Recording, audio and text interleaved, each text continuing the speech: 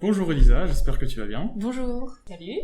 Alors on est là pour ton podcast, pour parler de tes études en droit, de ton parcours, de ton ressenti. Donc d'abord, est-ce que tu peux commencer par nous dire quel bac est-ce que tu as fait?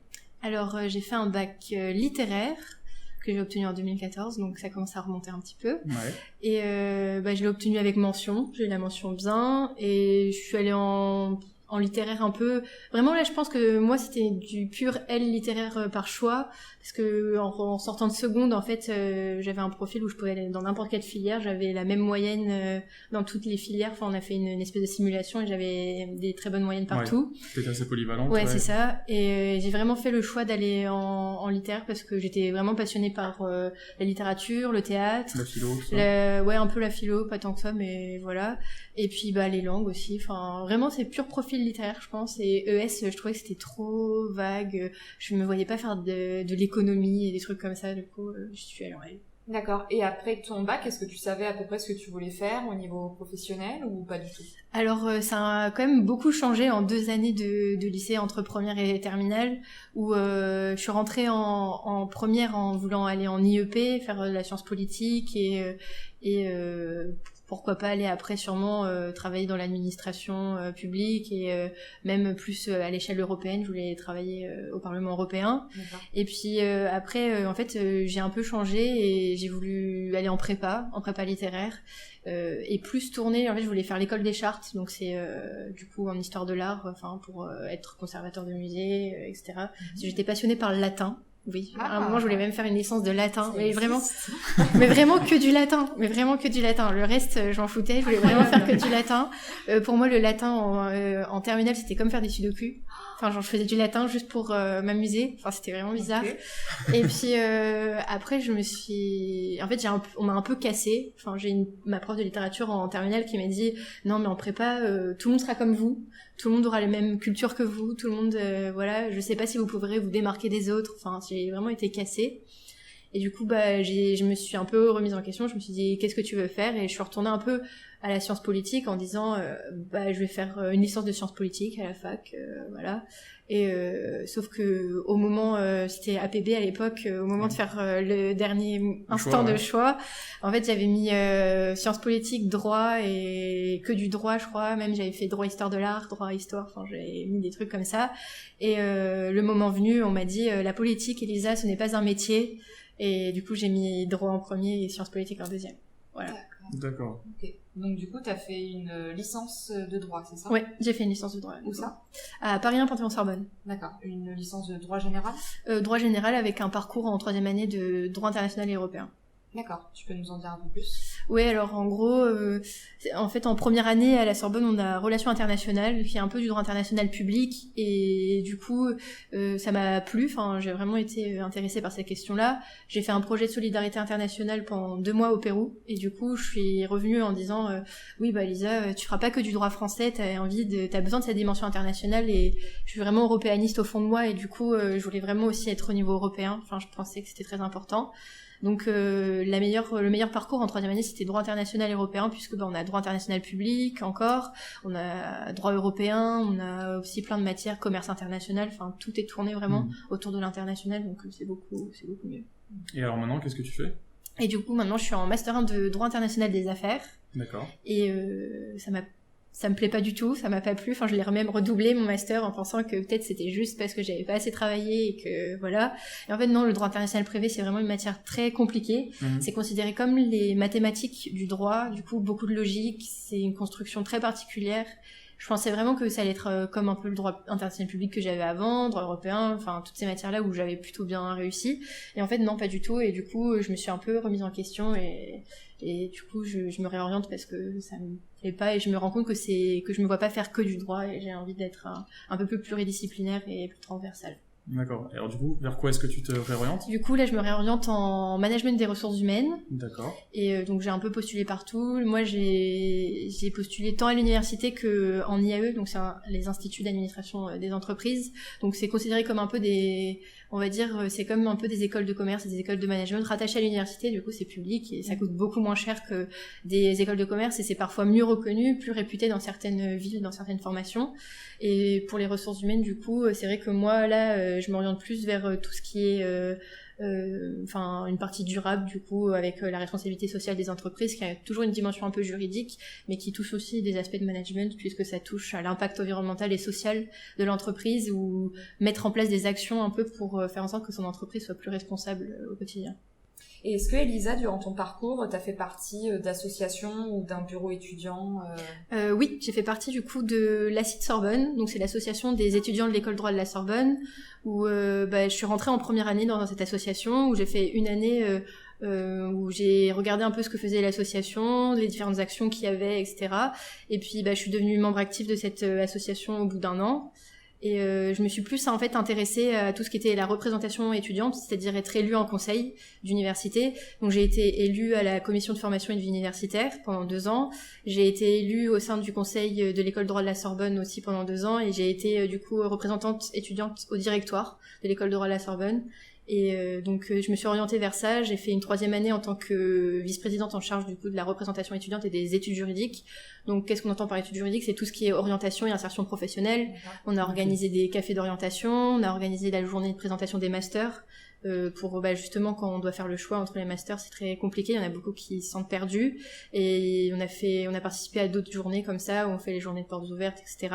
Donc j'ai été et puis après là j'ai fait 2 ans au sein de l'ARES, la Fédération nationale des étudiants en sciences sociales, donc droit, économie, gestion, IAE, AES et sciences politiques. Une année en tant que déléguée générale où principalement je m'occupais des partenariats et aussi d'autres questions, dès qu'il y avait besoin de moi sur des questions, je me mettais dessus. Et cette année je suis secrétaire générale en charge des affaires publiques. Donc le secrétariat d'une association basique, mais en même temps affaires publiques c'est les relations presse et les relations avec les institutionnels qu'on peut avoir en lien pour nos différents projets. Wow, d'accord, cool. Ouais. Ok, super. Justement, tu nous parles là que tu organises des journées portes ouvertes. Est-ce que toi, justement, quand tu étais lycéenne, tu dirais que tu as été justement bien renseignée ? Est-ce que, je sais pas, tu as participé à des journées de portes ouvertes Oui, au lycée, je pense on va tous à toutes les journées portes ouvertes qui nous sont présentées. J'ai été allée à Assas, Descartes, du coup Sorbonne, j'avais fait les portes ouvertes parce que je trouvais ça très important. Et puis c'est vrai que je pense pas que c'est tant les moments où on est un peu en amphi, où ils nous présentent la filière, en fait les études, où c'est ce qui nous renseigne le plus, c'est vraiment d'aller voir les étudiants qui sont présents sur ces journées-là, qui vont renseigner vraiment sur les parcours, vraiment de donner leur ressenti d'étudiants, ou qui nous aident un peu à se décider. Moi j'étais allée voir l'association à la Sorbonne quand j'étais allée aux journées portes ouvertes, c'est là où je me suis un peu plus décidée, parce que c'est vrai que les questions un peu d'ambiance, comment ça se passe, l'entrée dans les étudiants, ça peut être aussi des questions qui nous touchent. Et puis ce que j'ai trouvé intéressant et ce qui se développe de plus en plus, c'est les journées d'immersion des lycéens au sein des universités. À Descartes, ça se faisait déjà en 2014 quand je devais faire mon choix, et j'étais allée justement à cette journée-là où en fait on vivait un amphithéâtre de droit, etc. Okay. Et c'était hyper intéressant du coup pour faire son choix. Et du coup, est-ce que tu as fait des stages ou est-ce que tu as eu des expériences professionnelles durant ces années ? Alors j'ai fait un stage en première année. D'accord. J'ai fait 2 semaines dans une étude notariale, parce que quand je suis rentrée en droit, à un moment, j'ai voulu être notaire. Au fur et à mesure de ma première année, c'était vraiment quelque chose qui m'intéressait. J'ai fait ces 2 semaines-là, et c'est vrai que après j'ai continué à vouloir être notaire pendant quelques temps, mais ça s'est un peu essoufflé vu que j'ai fait mon stage en revenant tout de suite du Pérou. Et du coup, j'étais un peu la tête ailleurs. Donc, quand pendant 2 semaines, t'es dans un bureau et que tu fais un peu des papiers, de la paperasse, etc., c'est un peu compliqué pour se poser et se dire est-ce que c'est vraiment le métier que je veux faire. Ouais. Et j'avais fait un stage comme ça au lycée, en seconde, aussi 2 semaines dans un cabinet d'avocats. J'étais avec une avocate en droit de la famille, droit des sociétés, droit de l'immobilier, elle faisait plusieurs choses. Et j'avais participé même avec un autre de ses collègues dans son cabinet, qui faisait du droit pénal. J'ai suivi une instance qui avait duré 1 semaine. Du coup, c'était hyper intéressant aussi. Et en licence ou en master? Non, après, j'ai pas fait d'autres stages. Je pense que c'est vraiment quelque chose que j'aurais dû peut-être plus faire. Parce que déjà, en fait, c'est vrai que on est vite pris avec l'associatif. En fait, on doit quand même encore l'été préparer des choses, etc. Et puis après, en fait, je suis scout à côté. Et du coup, mes étés étaient vite remplis, en fait, par ça. Du coup, partir en camp, etc. J'ai pas eu trop le temps de faire des stages, et puis je sais pas, j'ai pas eu non plus l'envie d'en faire. Mais je pense que c'est vraiment un défaut de mon parcours, du coup, de pas avoir fait assez de stages. Ok, donc maintenant on aimerait parler de ton ressenti sur tes études en droit. Pour commencer, est-ce que tu peux nous dire comment tu as vécu ce changement entre le lycée et la fac ? Alors, j'ai trouvé ça quand même assez perturbant. Enfin, moi je venais d'une classe de L où on était 12 et où on était du coup tout le monde nous connaissait, on se connaissait tous, c'était vraiment une petite équipe quoi, c'était vraiment particulier. Et là je me suis retrouvée dans un amphi où on était 500, le premier amphi où même il n'y a pas assez de place pour que tout le monde s'assoie. Et du coup on se demande mais où je suis, comment ça va être, et on a plein de questions. En fait c'est plus peut-être des doutes, des angoisses, enfin le fait de plus être en fait individualisé et d'être un peu noyé dans la masse, ça peut être très perturbant. Enfin moi je l'ai ressenti comme ça parce que moi c'est vrai, le truc d'être à 12, j'avais des relations avec les professeurs qui étaient hyper privilégiés, alors que là aller voir mon prof d'amphi à la fin d'un amphi, comme j'allais voir mon prof d'histoire à la fin du cours, c'était pas possible, surtout que parfois il y avait 10 personnes qui voulaient aller voir le prof à la fin pour poser des questions et des trucs comme ça. Donc c'est hyper compliqué, et on retrouve plus cette ambiance peut-être en travaux dirigés où on est moins nombreux, mais même là on a encore une classe de 30 et même c'est pareil, ça va vite, etc.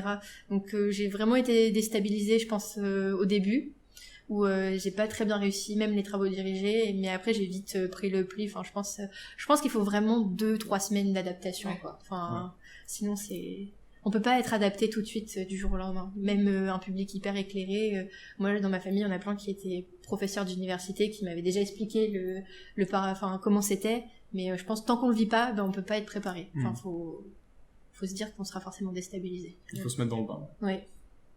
Vu que tu vas te réorienter, est-ce que tu as des a priori, des craintes, ou pas du tout, tu y vas complètement sereinement Enfin, c'est un peu les mêmes craintes que quand on passe du lycée à l'université. Là, vu que je vais dans un truc encore différent, et c'est vraiment encore sur cette manière de travailler, parce que là, je vais me retrouver de nouveau en plus petit comité. Enfin, c'est 25-30 personnes normalement.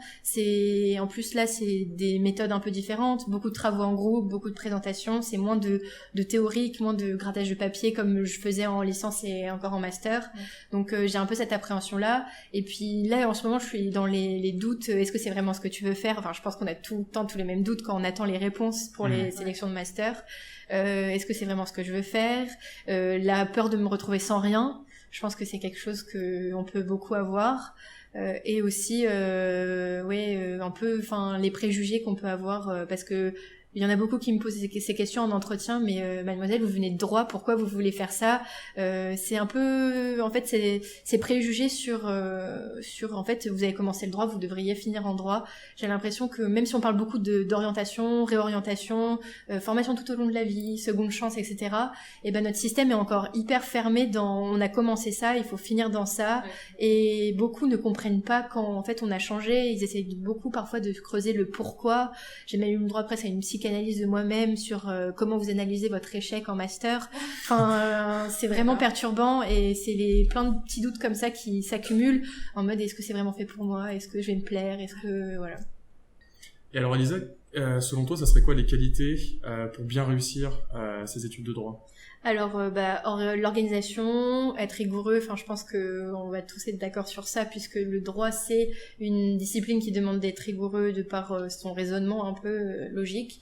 Mais vraiment, la plus grosse qualité, et ce qui est vraiment, je pense, hyper important d'avoir en tête quand on fait des études de droit, c'est la volonté.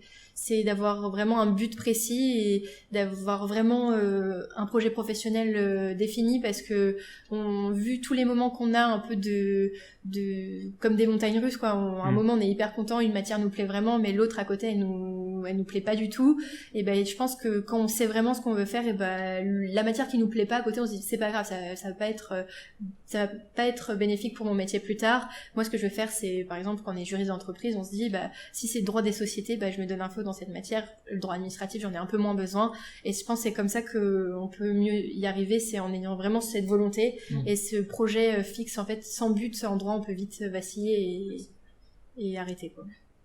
Et pour finir cet échange, est-ce que tu aurais des conseils à donner à des futurs étudiants qui souhaiteraient potentiellement s'orienter en droit ?